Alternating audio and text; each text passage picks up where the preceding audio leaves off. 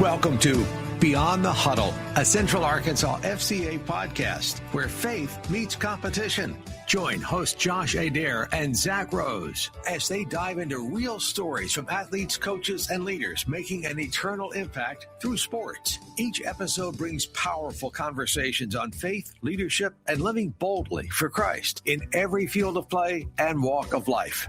This is Beyond the Huddle.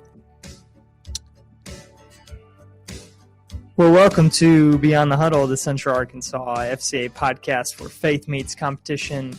I'm your host, Zach Rose.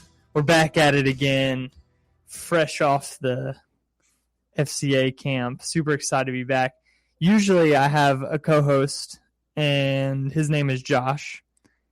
And today I have I don't know if we can call you co-host, but we'll call you co today. We'll call you co-Josh.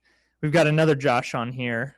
He needs no formal introduction, but I'll give him one in just a minute. But I got my good buddy, my good friend, and soon-to-be missionary to the country of Puerto Rico on here.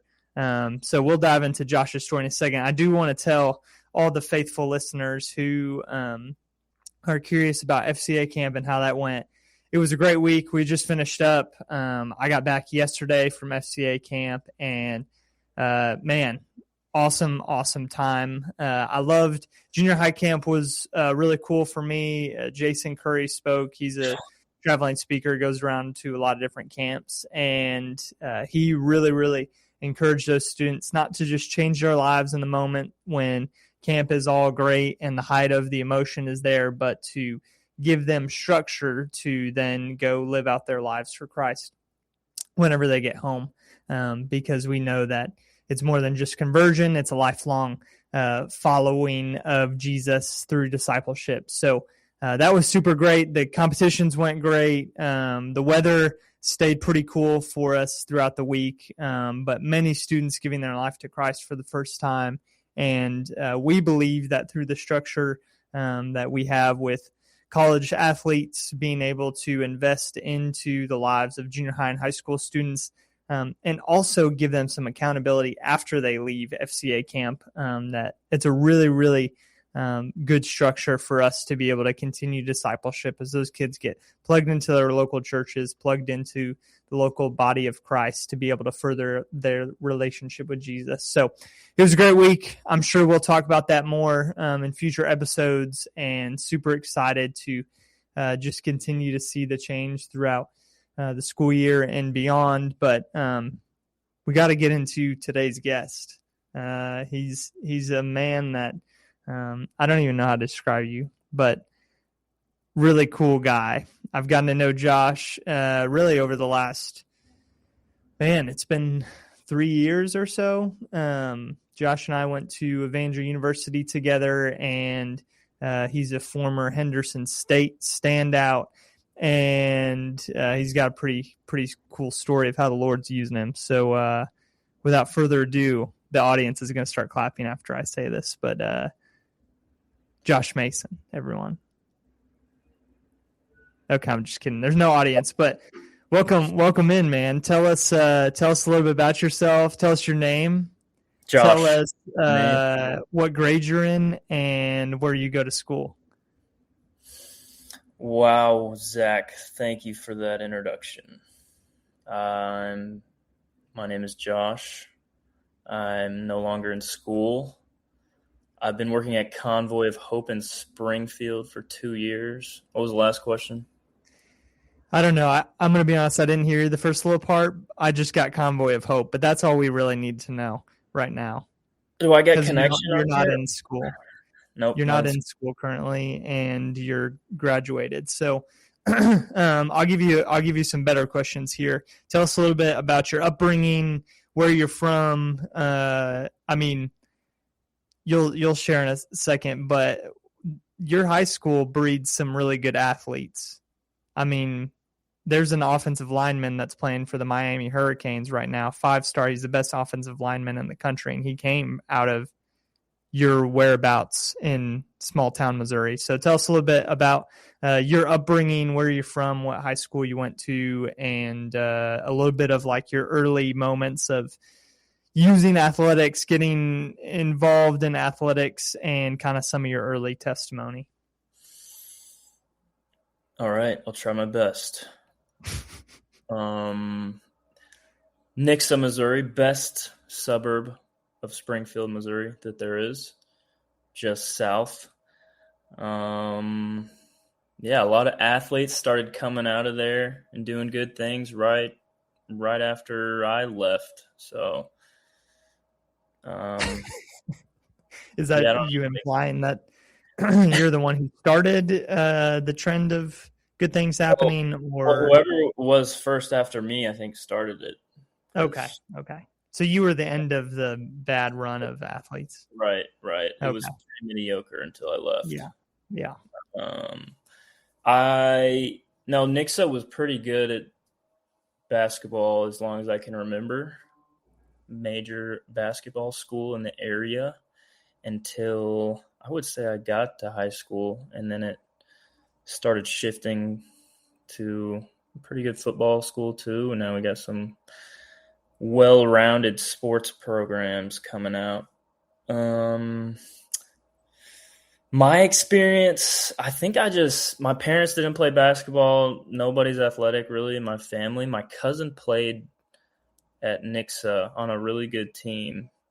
And I think I just remember going to those high school games and like just kind of falling in love with the atmosphere, the game, just things like that. So I just started like trying to be really good, and I wasn't. So I had to do a lot of things to try to get there, and joined an AU team probably in like 7th grade. I was probably 90 pounds, and I was trying to overcome the odds in 7th grade. And I don't know what it was. From then on, I was just like, I'm going to try to be the best basketball player that there ever was. And so I just started looking up Steph Curry dribbling videos and shooting as many times as I could on my goal outside in a day.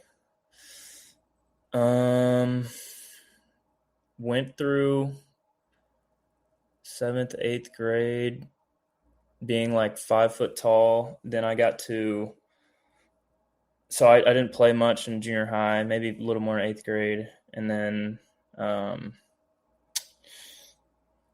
9th grade, 10th grade, I played freshman on the freshman team.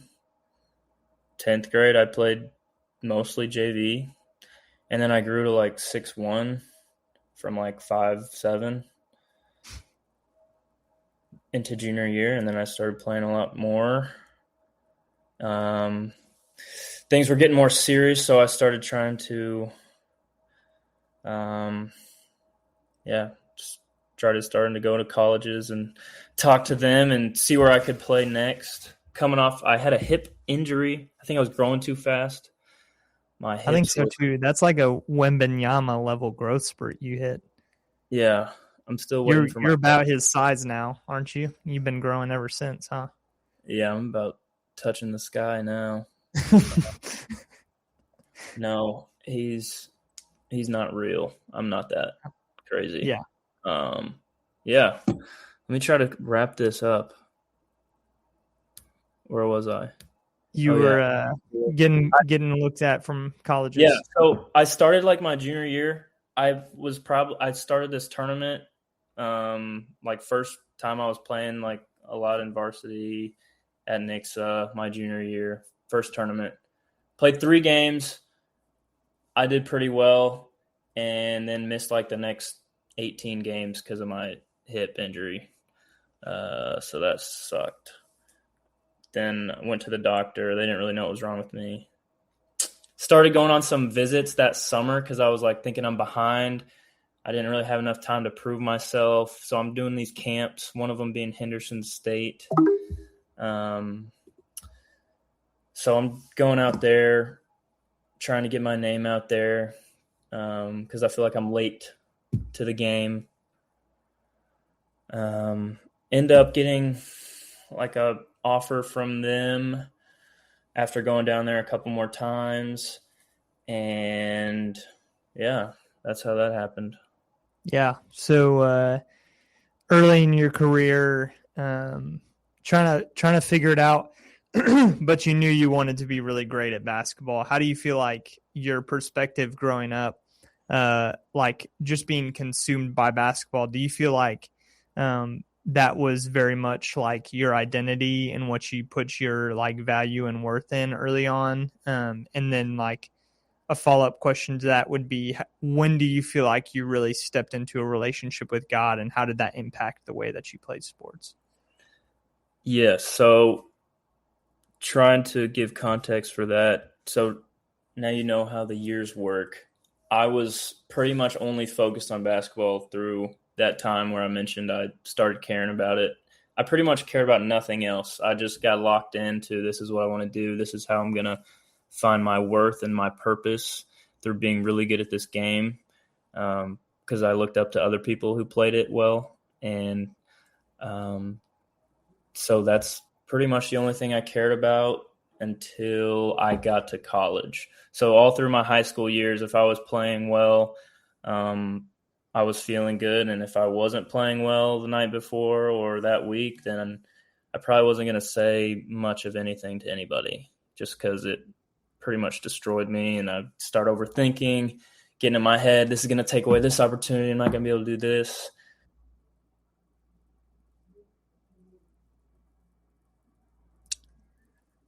I don't know where Josh went here. He dipped on us mid conversation.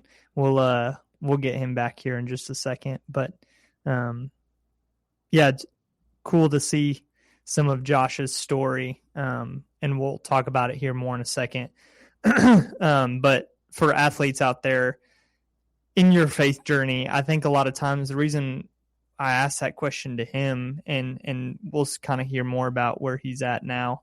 But for young athletes, I think a lot of times we get stuck with the identity issue of trying to figure out like, okay, where's my identity in? What am I found in? Because oftentimes basketball can be an identity thing where we make it like this sport is who I am. It's not just what I do. It's everything about what I am. And I think what Josh was saying is important too, of like we have to keep that in the right context. Oh, he's back. He's back here.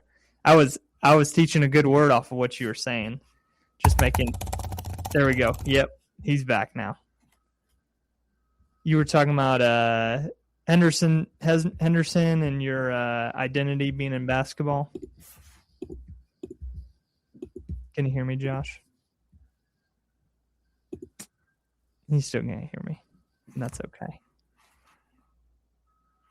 Well, I'll keep talking until he gets the volume back on. Josh, you just give me a thumbs up whenever you can hear me. But as I was saying, I think it's so important that we just continue to encourage athletes not to like find their worth and identity in the sport that they play. I saw a lot of that at FCA camp this week of like, man, some of these like athletes are so, they can get so prideful. And I've been there myself.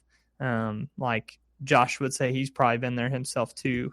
And when we play these like meaningless games at camp, we see a lot of times that there's this level of like pride that kind of sinks in a way, of like you put your hands up in the air and you're like, well, how in the world, like what kind of call was just made? And it's like we're playing the stupidest games ever, and it's all this random stuff that we're playing, but you can tell who is really, really wanting to win bad. And there's nothing wrong with wanting to win, but I think when you find identity in that becomes an issue. So, Josh, can you hear me? All right, he's still figuring it out on his end. Technical difficulties. I hear him typing on the computer. I know he's close.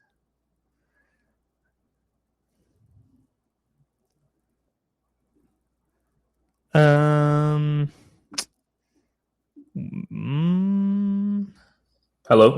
Can you hear me? I can hear you. Okay. All right, good. Thanks for having me back. Man, I'm glad we took a little time out. We took a little hiatus, and now we're back.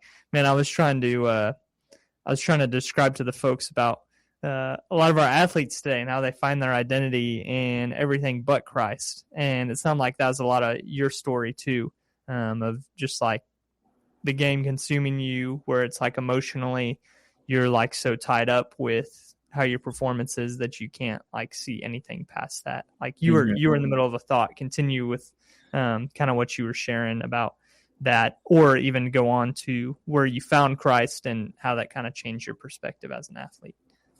Yes. So I think I found purpose in my sport.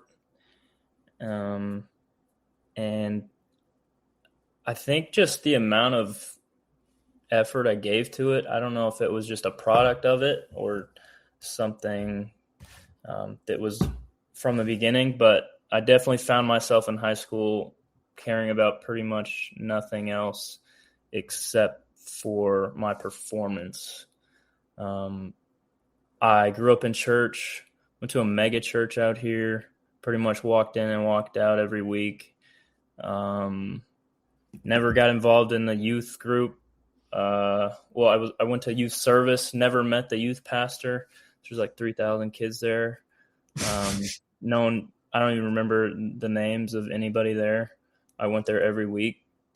So pretty surface level of church. Could have been my fault. Not saying mega churches are not the way, but didn't have an impression on me very much. Parents are both believers, so I was a believer. Didn't really do bad stuff, but I don't feel like that was because I was just super righteous. I think I really just never had a desire to go to this, go to that, drink, and none of that. And I kind of just saw it all as a distraction from my goal to be like this athlete. So probably less spiritual there, but God's grace still kept me out of a lot of stuff through high school. I get to college, don't know anybody in Arkansas, drive down there, it's 100 degrees, and we get moved into my dorm with another freshman there. And it's COVID, not a lot's going on, breathing through a mask and suffocating for months. And it's hot down here in Arkansas too. That had to be not so fun. Yeah. Get there, don't know anybody, start going to practice. Months go by. I meet this girl, now my wife, on the basketball team and the women's basketball team, because we're just kind of walking in and out of the gyms through practice. So that's pretty much the only other students we saw. Nothing else was in person at the time. And they were in our dorms. So, started hanging out with them. I met her brother, who's involved in the BCM on campus, Baptist Collegiate Ministries. Invited me there. I start attending there with them. They just start hanging out with me, really, just inviting me to stuff as a semester kind of goes by. It's not till I start hanging out with these guys that I realize that the Christianity that I claim is not what I'm living. It's not really what I'm believing. So I was kind of at the point to where I saw their faith. And at the same time, their faith was different than mine and how they acted it out. At the same time, I am playing probably 8 to 10 minutes in my games. And I think this messed me up because for whatever reason, I thought I was going to go and be the best player there and get to do all this just because of how much I've worked. I thought I should be entitled to that. Not how it works. So I was like defeated because I think I remember the first game where I didn't even check in the game my freshman year. It like sticks with me because that like destroyed me, and it happened probably a few times in a short span. And I couldn't find a reason why. I was just looking for the answer so I could go fix that. Like if there was a weakness, I could just go work on it. Couldn't really ever get it. Coaching staff wasn't very clear with me. So I just pretty much fell apart, like in my dorm room. Like I just remember like thinking about my whole life and what is it worth? It's worth nothing. If I'm not going to be able to succeed at this. So I started realizing, well, if I really believe that Christianity is true, I gotta search more in it. It's got to be deeper than this. There's got to be more than this. And at that same time, I'm meeting these people who are living their lives for Christ. Just hanging out with them. They're just chilling in their rooms, their dorm rooms. There's a baseball player, the quarterback of the football team. They're all involved in this ministry, and they're just hanging out, doing life with each other all day, talking about on a Friday night, just talking about, man, who like can we be praying for on our teams? Who do we want to see come to BCM and come to know Jesus? Inviting people, praying for people. Every night before we left the room, we would pray for the people that we wanted to see come to know the Lord. That was something we never really talked about God in high school outside of church. So I'm losing my purpose. And at the same time, I'm finding people who are also involved in sports, showing me their purpose is in something way greater. And that pretty much changed my life, I would say. Yeah.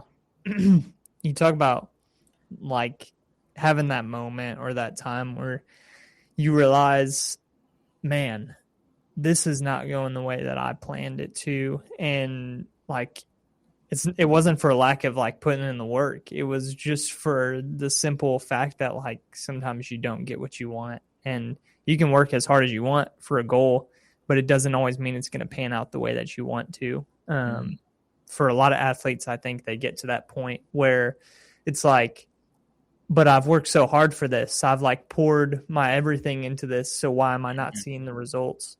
It's like the result is there. You're just looking for the wrong like conclusion to what you've been working for. Like, I'm sure for you, you would say, like, looking back on that time, if you were rooted in Christ and rooted in like more biblically living your life for the Lord in that time and season, that you still probably would have worked just as hard for your goal. But at the end of the day, you would have understood that there's a larger, grander purpose for your life than just like playing 8 to 10 minutes a game your freshman year at Henderson. It's so cool to see like just how the Lord uses things too, because it's like, I believe that every person at some point in their life will have an opportunity to experience God in some way, shape, or form. And just being able to see that in your life and then see the change that comes from that is so cool. But you talk about like community and how the people around you were the ones that kind of pushed you in that were like the glimmer of hope in the middle of a pretty chaotic season of life, I'm sure. What did that look like in terms of the rest of your time at Henderson and the importance of those people and really what they were like speaking into your life in that time? What do you feel like you learned from that like small group of believers who was like inputting into your life and sharing their faith with you? I learned that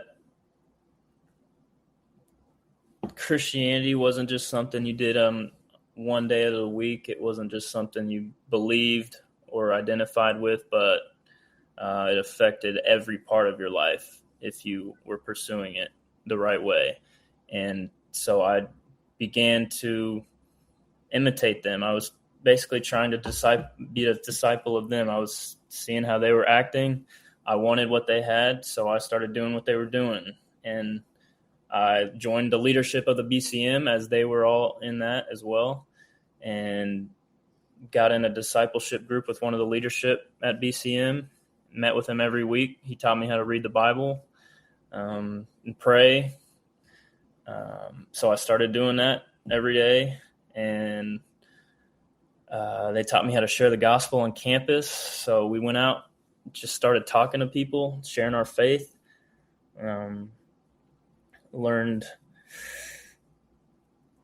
that I wasn't the most important person in my life or in my story or in the world. So, a lot of things that over, 3 years that I was just picking up on just being around those guys that I think I'm still learning and trying to shape my life after. So, Yeah. Yeah. So you get through your time at Henderson, things continue to pan out, but you're learning, developing a deeper relationship with Christ. That leads to a time and opportunity where you step into school at Evangel University and you come back home. The homecoming, the true son has come back to Springfield where he belongs. And it's not always, I mean, like you said, it's not always like rainbows and sunshines every single day. You're figuring that out day by day. You're stepping into a new environment, new people, new opportunities to grow.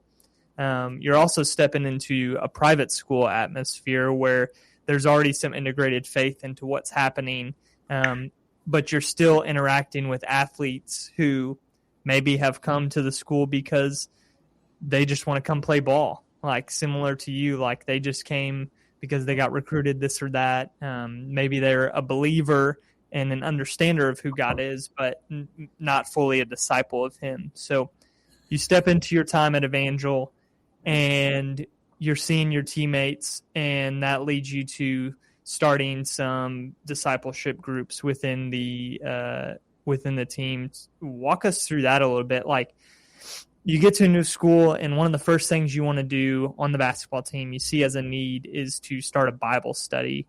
Like, talk us through what that looks like with college athletes, and for anyone who like has never been, number one, a college athlete, or two, a college athlete in a private school. Describe, like, I mean, I played athletics at Evangel for a year too, and you understand quickly that not everyone's there for the same purpose or same reason, but like, talk us through that time and that experience being able to lead that Bible study and some of the fruit that grew over your time at Evangel within that group and why that was so important for you to get that started. Yeah. So at Henderson, ever since my second year, I was leading small groups with my team, or trying to, with whoever would come. Southern Arkansas, most of these guys would say they're a believer, but the fruit was never there. They'd be talking about how many girls they were with at all times, and that pretty much made up 75% of the conversation, and then the other 25% was worse. So then I get to Evangel, so leading those at Henderson, I get a couple guys that are coming like every week, and the growth, I'm not really seeing much. Like, I'm like, I don't know if this is working anyways, or like, I don't know what I'm doing wrong. So it kind of phased out, and then I tried to do it again. Anyways, I get to Evangel, and I quickly realized that these are the same type of guys that I was with at Henderson. I don't really see much difference. I'm new to the Christian atmosphere. So far, what are the differences? I would say that it was harder. It was a little bit harder at Henderson. It was pretty easy to see who was following Christ and who wasn't.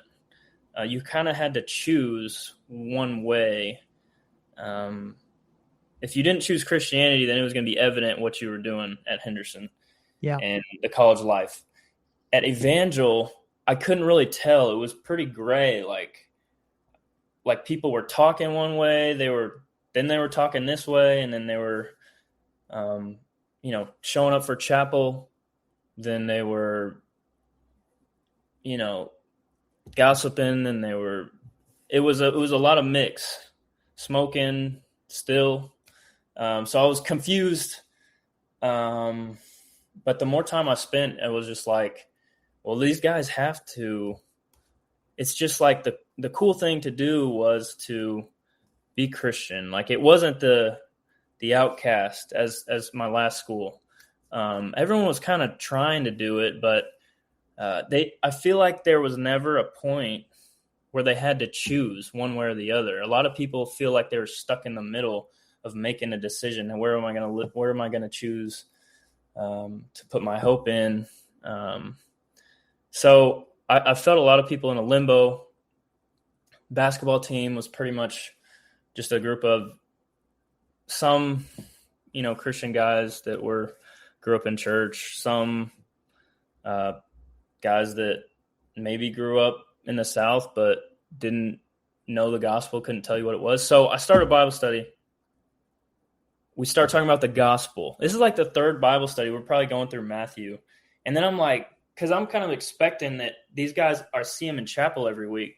Surely we don't have to start at the gospel. We can start at maybe your fruit or what is our part as believers. But then it's like the third Bible study, and I'm just like, what do you guys, can you explain the gospel to me? Because I'm like, from their answers, it's kind of getting foggy.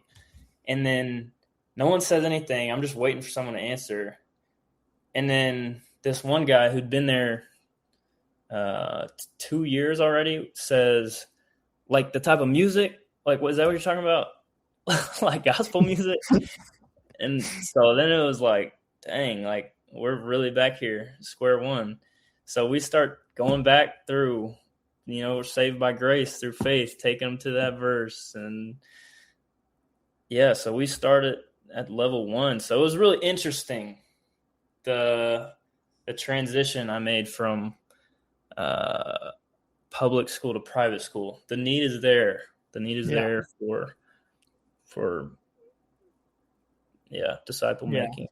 You said something and it kind of prompted a thought of, like, I think for me, I've experienced a lot of private school settings and seeing, you talk about, it's like kind of a gray, like you can't really tell who's who and what's going on. I think sometimes that's where, and it's dangerous because that's where you get comfortable in the in-between. It's like, I can subscribe to these beliefs and say I follow it, but at the end of the day, my actions in my life isn't totally changed by Jesus and who he is. And that's a really dangerous ground to be in. I mean, the Bible talks a lot about being lukewarm, and I mean, even like in the Gospels and in Acts and the early church, like, you have to be so careful not to like fall in that in between of like, okay, I understand this and I would say I believe it, but my actions haven't been changed by what's going on too. I think there's a lot of people who would say they probably fit into that ground of like, my actions don't resemble the faith that I say that I have in my life. And the need for that is really great. So that's obviously a pretty quick summary through your time in college and your time in athletics. One thing I'll say that stuck out in that time and season from you leading some of those, especially at Evangel when I got to know you a little bit, but was you just asked such good questions. And I think that's something that people can take away from your story, even as I would sit in just for a minute. I mean, like, you guys were meeting in my dorm room a couple times. Like, I would sit in and just hear you ask these guys questions of like, so what happens if you like die today? Like, where are you going? It's like to watch like a grown man, like a 6'8", like center on the basketball team, just like fumble with their words and be like, well, I mean, I think I'm going to heaven. I don't know. It's like, it kind of puts everyone on level ground and level playing field to like not humble people, because that's not the intent and the purpose of it. But I think it brings a level of humility in your heart of like, what do I really believe? How do I really understand this? That's something that like sticks out to me a ton about how you lead and how you talk with people, is like, it's very much inviting them into that space to have them explain more of what they believe, while also being able to listen to them to be able to better explain, hey, this is the truth. This is what God's word says. Mm-hmm. I know from you doing that, I've adopted a lot of that in the way that I do ministry with FCA. It's like, if I can ask a question that really challenges someone or really sparks something, like I've asked that in my huddles before of like, so how would you describe the gospel? And it's like people start like fumbling. They're like, well, like it's the music or it's like this or that. It's kind of crazy to me that, and I think that's the thing. Like we don't take enough time to ask questions and to really try and understand people, and we miss opportunities to really minister to them because we're stuck up in trying to like teach them what we feel like on our own rather than taking the time to understand and then be led by the Spirit in those conversations. Yeah. So I think that's so good. I also want to take some time while you're on here and just kind of share the transition that you're going into right now. So from college athlete, a very good college athlete, man, like you had a good career. I know over the course of time that you grew as an athlete and you grew as a believer, but stepping into the workforce and working for Convoy of Hope for this period of time, I know the Lord's been stirring in your heart to be involved in ministry in a more missional way. So tell us a little bit about what you're going to be doing coming up, a little bit about kind of where you'll be going, who you're serving with, and kind of give us a rundown of what you're going to be stepping in here soon. Yeah.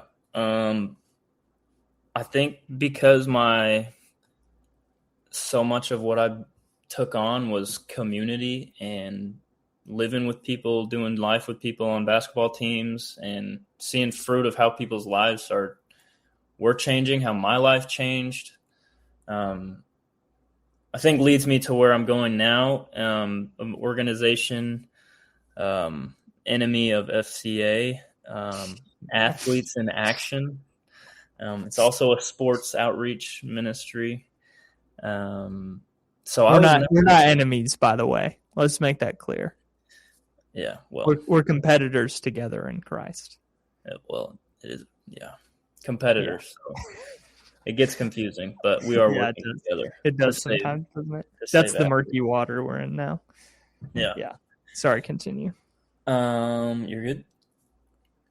Athletes in Action. I've been working at Convoy of Hope in short-term missions. I was looking for an experience. Man, what can I do after basketball stops? I'd never thought about that. So my third year of college at Henderson, I did an internship with Convoy, short-term missions.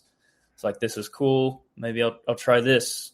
So I've been doing that for 2 years, 1 year without playing basketball. So I played at the same time as I was working part-time the first year. Now I've been in a year without that. But through a Convoy trip to Puerto Rico, we met a lady that was working full-time with Athletes in Action. Their goal is to have a Christ follower in every sport and every team on campus that can make disciples in their teams and that is led by someone, is being discipled by somebody through Athletes in Action. So it is a crew ministry, if you're familiar with that. The goal is just to get back around day to day young people who are trying to figure out their purpose and they're trying to make a decision with what they want to put their hope in, and question them, asking them those questions on campus. You know, what have you thought about eternity? Have you thought about what you're doing here? Like, do you believe in a God? Do you know what you're doing here? And so those questions, those conversations, you'll find if you start asking them and stop being scared, that a lot of people want to talk about that. For the longest time, I was like, man, that would be so hard to ask somebody about God or whatever. But it's like, the farther someone seems like they're from God, the more it seems to me like they're wanting to talk about it. So I love having those gospel conversations with anybody. And I just want to get back around athletes. And there is a need right now for an Athletes in Action in this university in Puerto Rico. It's the largest university there in the north, San Juan. There's athletes that have expressed desire to be followed up with, to be discipled, and there's nobody currently serving there. So we're stepping into that and hopefully going to be able to show student athletes how to put their identity in something that is not going to fail them when they leave college, and show them how to make disciples on their own in their team. So that's what is next. Absolutely. You talk about seeing a need and feeling the Lord calling you to something. It's so cool to see. I love learning more about other organizations and the way they do things. So like FCA, we do things a certain way. Athletes in Action, they do things in a certain way, but it's all for the same purpose and the same mission. It's to reach athletes. It's to reach coaches. It's to minister to those who are lost. And to be able to do that through the athletic setting, number one, it's so cool because I know that the Lord has prepared you for that. But two, also to be able to do it in a university setting where you've already grown so much. I think sometimes about different stages of my life and how the Lord really, you look back and it's like, man, God was really preparing me for that. And I didn't even realize it. Like I was walking through something personally that was difficult, or there was pain involved in it. And I didn't realize the purpose that God was trying to fulfill through my life until it came full circle to a moment, just like you're seeing now, where you get to step in full-time on staff with Athletes in Action overseas. Can we call that overseas? I guess so. Yeah, we can call it overseas. But so cool to hear that you and your wife, Abby, are going to be stepping into a role with Athletes in Action. What are you excited about? Like stepping into a role, you're going to a different country. You are going to be meeting a lot of, what's that? Territory. Yeah, sorry. I realized after I said country, it's a territory. Right. You're stepping into new territory. And what are you excited about? What are some things that you're kind of pumped up for? And I mean, stepping into missions as well. Like, what are some of the things that are like, this is going to be new and we're going to have to figure this out? Yeah. There's going to be obviously cultural differences that I'm used to. So even what they call discipleship is not what you would think of, not what I would think of when they're practicing it there. So I think of discipleship like going to get lunch or meeting up with someone once a week and doing life with them. I've heard different things over there, and maybe it's more of a group, and there's a teaching, and there's someone who's prepared something. So learning how different cultural contexts of discipleship, of growing in Christ. How does not being in the U.S. States side make a difference to what people care about? Are they still, is their desire to succeed in basketball like their number one desire, or is it, justice, or is it something else? I think that'll shape conversations and how we point them to the gospel. That's something I'm curious about. We'll be in a language class, learning Spanish. Everyone should know English at the university, but I think it'll be important to know their most of their first language. So that'll be interesting as well. Yeah. It's cool to think about how a kid from Nixon, Missouri can now be going on mission to share the love of Jesus with people he's never met in a territory that he's never really been to for a long period of time. I think just the way that the Lord moves and operates, and honestly, I would say for any athlete listening, anyone who would watch this and be like, man, I kind of relate to Josh's story and what he's going through. God wants to do the same thing through your life too. Now, not everyone is maybe called in the same way, but I do want to encourage you as an athlete, as someone who is in a competitive setting day in and day out, that it's so important that you consider what there is outside of just your competitive atmosphere. Because I know what I've experienced in some ways, even like with just like building a relationship with Josh, is that like when you really get to know people, when you really walk step by step with them through life, that you become closer in your relationship with each other, but you can sharpen each other even more so in your relationship with Christ as well.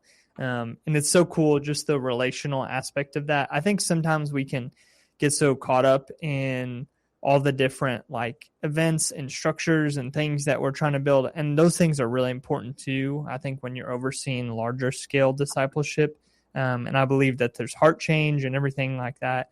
But to talk about specifically just walking with people relationally day in and day out, to really take time to invest in people is so important, because that's the atmosphere and that's the way that some people are only going to connect with, right? Like the only way that like the kid who has never really trusted anyone and really just wants to like get what's good for him and move on, like if you don't invest relationally, he may be the kid in the youth group that sits, like you were saying, Josh, of like just the day in and day out of coming to church and then leaving church. So for you guys to be like boots on the ground, stepping in as people who are going to be a little bit countercultural to like just like stop and talk with people, I think that's some of your best strengths that you guys have, and it's so cool to see how God's using that. But I just think that's so important. As you are stepping into this role, it also requires funding too, and it's important. Similar to FCA, Athletes in Action also gives us the opportunity to partner with people like you who are listening and be fully supported by the faith and belief of people who want to partner alongside and join the mission and what Josh and Abby are doing. So if that's you and you would say, man, I want to support them, man, reach out to Josh and Abby on social media. You can find them on the Athletes in Action website. We want to make sure to get them funded, right? Because it's so important that people come to know Jesus. And it's not just giving money. We've talked about this before, and I really want to hit on this to finish out our show here. I think a lot of times we can look at it as more of like a transactional thing of like, well, if I give them this, then they can go and do this and we'll hope for it. No, that's a transformational kind of thing that you're doing to partner alongside of a missionary, or someone who is called by God to go do the work that he's called them to, right? The early church, it talks about how everyone had everything in common and everyone's needs were taken care of. The early model of the church is that we take care of the people around us and we give what's needed. And I think there's really not a lot of better ways to do that than to send someone to the mission field that really feels called to do that. So I just wanted to say that, throw that out there. Josh and Abby are currently raising support so they can go out on the mission field and do that. So if you feel so led, reach out to us. I'd be happy to connect you with them. And we want to make sure they get fully funded so they can be out there in Puerto Rico soon. Man, Josh, any other thoughts? We got like 5 more minutes left on just like how the Lord has been moving in your guys' lives recently. And Puerto Rico, like that's a whole different world and experience out there. Any other thoughts, wisdom you want to share with other athletes who would be in the similar boat of like, man, I love my sport. I feel like it kind of consumes me, but I want something more. What would you share with someone who was in that boat? Someone is wondering that, listening to this, I would say to turn to Christ, turn to people in your life that you think are following Christ well. Open up your Bible, read the Gospels, pray. I would put into practice what Scripture tells you. It works. I would trust it. It's will renew your mind. It will change who you are if you let it. Yeah, I would try to have fun in your sport. Look at it. How can I make an impact on the people around me? What else is really going to matter when it's over? Not much. So what can you do with the relationships in that sport? God's in control. You don't have to worry about day-to-day, next game, the offers, the transfers, your coaches. Just, man, trust that God's got you there for a reason. So, yeah, definitely. Like I heard just the other day there was an athlete talking about the like latter end of their career when they were like kind of on their way out, it seemed like, to everyone else. That's when they started playing the most free because they didn't have all these expectations and weight that they put on themselves. It was like once they figured out that they didn't care about what anyone else said and that they like knew where their identity was founded in, then they played so much more free. And I think that's an encouragement we can take away from your story. And I know for so many other athletes, that's kind of the deal too, of like, man, the freedom that comes from knowing who Christ is, living that out, but then seeing it transform every area of your life is a different level of freedom that we can only experience over time as we experience who Christ is and continue to build a relationship with him in our lives. I think that's so important. So, yeah, Josh, thanks for coming on the show, man. We appreciate having you. I love Athletes in Action. I love FCA. I love getting to do sports ministry here in Arkansas as a former Arkansas athlete, and now to much different territories and places in the world. We're super excited for you. So thanks for joining us on this show. Thanks everyone for listening. We're super excited to continue to tell the stories of impact throughout Central Arkansas and beyond. So thank you for joining us on this episode of Beyond the Huddle, the Central Arkansas FCA podcast where faith meets competition. We'll see you again next week.